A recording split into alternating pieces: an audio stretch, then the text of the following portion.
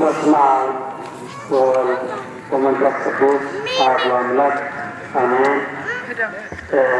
ክቡራን በአውደ ምሕረቱ ላይ የተገኛችሁ ሊቃውንተ ቤተ ክርስቲያን እንዲሁም የጉባኤ መምህራንና ደቀ መዛሙርት በዚህ በአጋዕዝተ ዓለም ሥላሴ ወርኃዊ በዓል ላይ የተገኛችሁ ምዕመናንና ምዕመናት ለዚህ ለተቀደሰው ዓላማ በእግዚአብሔር ቸርነት ታዳሚዎች ሆናችሁ የተገኛችሁ ሁሉ በእግዚአብሔር ስም እንደምን አደራችሁ?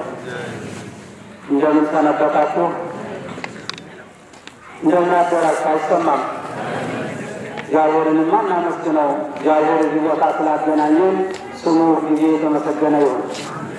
ያውኛ ብዙ የምናገረው ነገር የለም፣ የምለውም ነገር አጭር ነው እና ምንድነው አሁን ካየሁት ከዚህ ፕሮግራም አንጻር ደስ ስላለኝ ነው ተነስቼ 2-3 ቃል መናገር የፈለኩት። ይሄ አሁን ስንሰማው የቆየነው ቋንቋ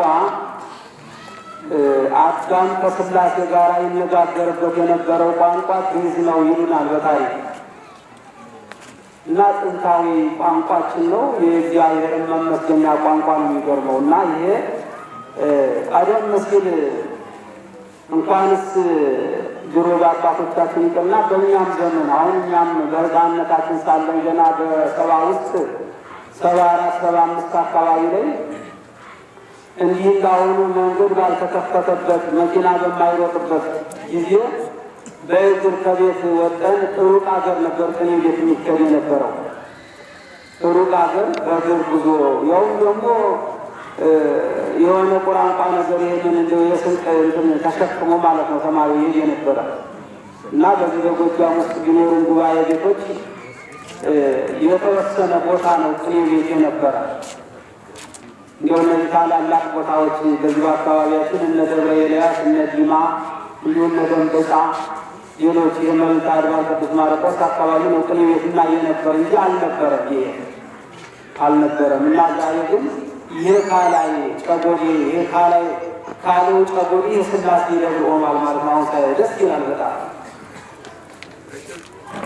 በጣም ደስ ይላል እና ምን ለማለት ነው አሁን የፈለኩት ባጭሩ አሁን ምዕመናንና ምዕመናት ሌሎቹ የምታውቁት ናችሁ። እናንተ ልትገነዘቡት የሚገባው ነገር ልንደግፈው ይገባል። ይህን ጉባኤ ቤት ልንደግፈው ይገባል። ለምን አሁን እኮ በአካባቢያችን ብዙ ዩኒቨርሲቲዎች አሉ፣ ብዙ ምሁራን የሚፈለፈሉባቸው የዩኒቨርሲቲ ተቋሚዎች ተቋማቶች የመንግስት ያቋቋማቸው ተቋማት አሉ። ነገር ግን አሁን እያየን ያለው በየአካባቢያችንም የዘመናዊ ትምህርት ቤቶች ተከፍተዋል።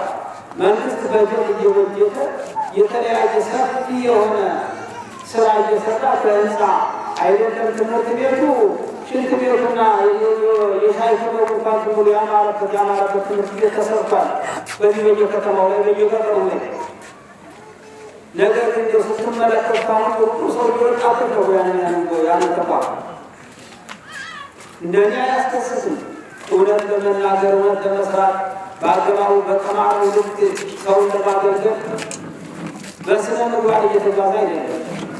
እውነቱን ነው የምናገረው፣ እንዲሁ ደፍሬ ነው የምናገር። አሁን በየትምህርት ቤቱ እኮ ገና በልጅነታቸው የሚማሩት ነገር ስታዩት በጣም የሚያሳዝን በቃ በየጫካው እኮ ይሴስናሉ። በቃ መምህራቸውን እኮ ያገላፍጣሉ፣ ይሳደባሉ።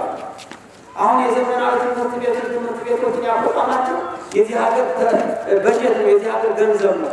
የእኛን የቤተ ክርስቲያናችን ዩኒቨርሲቲ እንዲህ አይነት በስነ ምግባር ተኮትኩተው የሚወጡ ደቀ መዛሙርት በየመቃብር ቤት ነው እየወደቁ እዚህ የሚደርሱ እና ልንመለከተው ይገባል።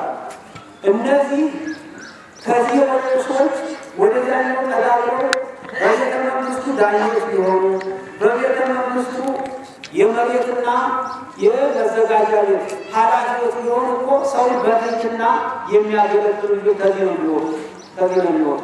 በዚያ በኩል የሚወጣው ሰው እያየነው እኮ ነው እንዴት እንደሚያደርገው አንድ ወረቀት ለማውጣት ምን ያለው ምን እንላለን እና እየተቸገርን ባለንበት ሰዓት ላይ መንፈሳዊ ትምህርት ቤቶች እንዲሰፉ ማሰብ አለብን። ማሰብ አለብን። አበሳው ነው አንድ ከሃዲ ንጉሥ በኢትዮጵያ ነገሰና ባጭሩ ነው የምናገረው። አብያተ ክርስቲያናትን ያቃጥልና ካህናትን፣ ዲያቆናትን፣ ደቀ መዛሙርቶችን የሚወጡትን የሚተኩትን ሁሉ ይገድል ጀመረ። አጠፋ፣ ብዙ አጠፋ። ብዙ ካጠፋ በኋላ እግዚአብሔር ባለ ሰዓት ያንን አራዊ መንግስት እግዚአብሔር ሲፈርድበትና ሲጠፋ ሌላ ደግ ንጉሥ ወጣ። ደግ ንጉሥ ወጥቶ በኢትዮጵያ የቤተ ክርስቲያን አባቶችን የበቁ አባቶችን ሰብስቡልኛልና ምን ላድርግላችሁ አላቸው። የተቃጠሉትን ቤተ ክርስቲያን በጀት እየበጀቱ ታቦር ገንዘብ እየፈለኩ ስራላችሁ፣ የተናዱትን የፈረሱትን አብያተ ክርስቲያናት እጠግንላችሁ ምን ላድርግላችሁ ብሎ ሲጠይቃቸው አንድ የበቁ አባት ብድግ ብለው ተነስተው ምን አሉ መሰላችሁ? የለም ህንፃው ሁሉ ቢሰራ ትልቅ አዳራሽ ሆኖ ቤተክርስቲያኑ ቢሰራ የሚያገለግል ሰው ከሌለ ከንቱ ነው። ማን ገብቶ ይዘምርበታል? ማን ገብቶ መስዋዕት ያቀርብበታል? ማን ገብቶ ይቀድስበታል? ምን ያደርግልናል? የተፈረሰው ቤተክርስቲያን ቢሰራ ጉባኤ ቤቶችን አዲስልን፣ ጉባኤ ቤቶችን ስራልን፣ ደቀ መዛሙርትን እናስተምርበት ብለው በጀት አስፈቀዱት። አንዱ ባህታዊ ንጉሥ ይላል በታሪክ እና አሁን ይሄንን ህንፃው ህዝቡ እየተለማመደው እየሰራው ነው። ይሄ ብቻ አይደለም። በከተማችን አሁን ለአይን በጣም ንጹህ የሆኑ ህንፃዎች እየተገነቡ ያሉ እነዚህ ሰዎች ተተክተው ካላገለገሉበት እኮ ይሄ ቤት አገልግሎት የለውም። በቃ ባሉ ምዕመናን መጥተው ነገር ማግኘት የሚችሉ ስራ እግዚአብሔር የመላእክትን ቋንቋዎችን ሰማው የነበረው በዚህ ሁሉ የሚያመልከ መቋሚያ ሲዘምሩና በምጻት ሲዘምሩትን ሰማው የነበረው ቃል እግዚአብሔር ተምሮ ሰው ገብቶ ካላገለገለበት የቤቱን መሰራት ምንም ትርጉም የለው፣ ምንም ትርጉም የለው እና በቤቱ ውስጥ ሀብት ንብረት የሚበላ የሚጠጣ ከሌለው አንድ ሰው ቤቱ ያስጠለዋል። ቤተ ክርስቲያን እነዚህ ልጆች ነገ ተምረው ፉ የሆነው አሁን ስንሰሙ እንደነበረው የአማረ ምስጢር የሚናገሩ ሊቃውንት ከሌሉበት ቤተ ክርስቲያን መሰራት ሁሉ ስለሌለው ይህንን ጉባኤ ቤት እንደግፈው ይገባላቸው። ይህንን ጉባኤ ቤት ምንድን ነው ችግራችሁ ብለን እንዲያው ጾም እያደርን ቢሆን ልጆቻችን እንዲማሩ ሰው እንዲተካ አሁን ከቀድሞ እኮ አሁን ከደርግ ግማሽ አገዛዝ ወደዚህ ነው እኮ የቴክኖሎጂ የወለደው ሊቅ እየተነሳ ዳኛ የሆነ ወይም ደግሞ እንደዚህ አገልጋይ የሆነ በየመስሪያ ቤት እኮ ፍርድ ቤቱም ሌላ መዘጋጃ ቤቱም ጤና ጥበቃውን የተከፈቱ ትምህርት ቤቶችን እኮ ገብተው ያገለግሉባቸው የነበሩ የቤተክርስቲያን ሰዎች ናቸው። ተጥሩ ስለምግባር ጋር ከእውነት ጋር እና እነዚያ የደረሱባቸው ያስተማሯቸው ሰዎች ዛሬው ስነ ምግባር አላቸው። እነዚያ የደረሱባቸው ትልቅ ሰዎች ያስተማሯቸው ሰዎች ዛሬው ምንድን ነው የሚባል ትምህርት አለ። እዚያ ትምህርት ቤት ውስጥ ራሳቸው መምህራን የሚፈቅዱት የግብረ ገብ ትምህርት የሚባል እና ግብረ ገብ ትምህርት የመጀመሪያው የኛ ይሄ የሃይማኖታችን ተቋም ቤተክርስቲያን ላይ የምትከፍተው ትምህርት ቤት ነው። ቅድስና ያለው፣ ክህነት ያለው፣ ዲቁና ያለው፣ ቅስና ያለው ለቅድስና ማዕረግ የሚበቃ ለፕትርክና ለትልቅ ደረጃ የሚበቃ የሚበቃ ከዚህ ጉባኤ ነው። አገርን መጥፎ ሰዓት ቢመጣ፣ ጦርነት ቢመጣ፣ ረሃብ ቢመጣ፣ ችግር ቸነፈር ቢመጣ ከዚህ አገር ጋር ቀርበው የሚያማልዱ በቤተ ክርስቲያኗ ስም ቅድስና ያላቸው የክህነት አገልጋዮች ናቸው። ይህ ነው፣ ምንም አይደለም። አየነው እኮ በቃ መብለጥ ላይ ነው የሆነ እኮ እንጂ ምንም የሚጠቅመ ሰው ባላገኘ ነው። እና ከአደራ ጋራ ባጭሩ ጉባኤ ቤቱ ይሄ የሁሉም የዚህ የአካባቢ ቀርቶ የኢትዮጵያ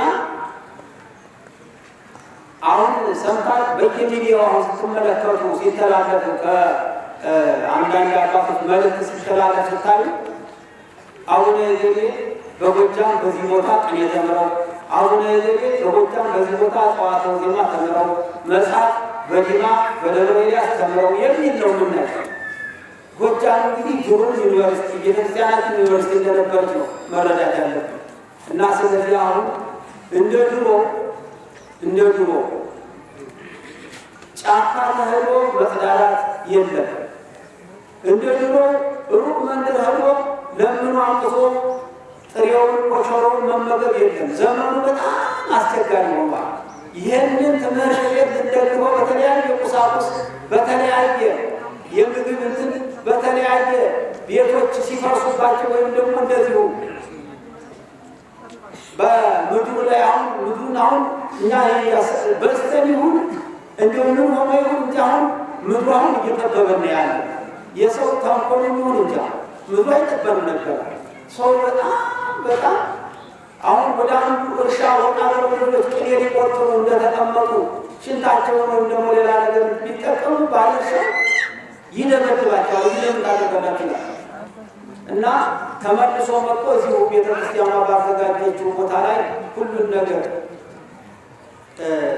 የሚያስፈልጋቸውን ነገር ሁሉና ቅኔ ቆጠራውን የሚያደርጉበት ቤት፣ እንደዚሁ የሚያዙበት ቤት፣ ማህበር ቤት፣ የመምህራኖች እንዲሁ የሚጠለሉበት ቤት፣ የሚተዳደሩበት ሁሉ ቤተክርስቲያኗንና የቤተክርስቲያኗን ሃይማኖት ተከትለን የምንኖር ሰዎች ልንደግፈው ልንሮራበት ያስፈልጋል ማለት ነው።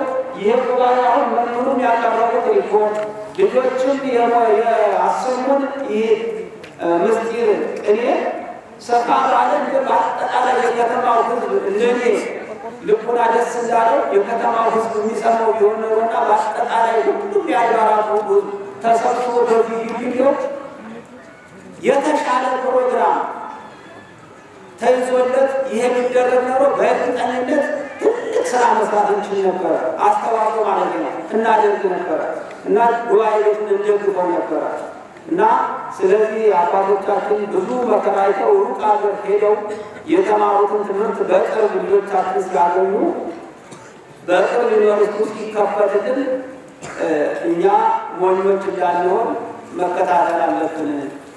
ደክመን የሰራነውና ያዘጋጀነው ህንፃ ቤተክርስቲያን ሊቃውንቱ ገብተው እንዲዘምሩበት ገብተው እንዲያመሰግኑበት ደስ የሚል ቋንቋ እንድንሰማበት ለማድረግ ተተኪ ተማሪዎችን ደቀ መዛሙርቱን ያሉ መምህራንን ልንደግፋቸው ልናበረታታቸው ያለውን ነገር ሁሉ አብረን ከጎናቸው ሆነን ልንሰራ ይገባል ለማለት የተነሳሁት ይበቃኛል።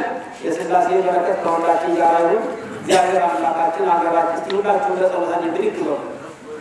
በኋላ ጸሎት አለ፣ ግን አሁን ለእኔ ብቻ ለዚያው ያደረግኳት እንደው እግዚአብሔር የሚሰማ ብዬ ነው። ሌላ አይደለም። እንደዚህ ቆሙታላችሁ ሁሉ እግዚአብሔር ይስጥልኝ። አሁን እውነት ሀገራችን እየተቸገረች ያለችበት ዘመን ነው።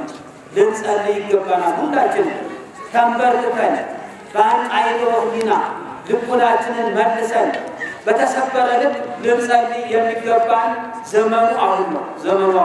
ሰው በየቦታው እየሞተ ነው። የገዛ ልጆቻችን በየመንገዱ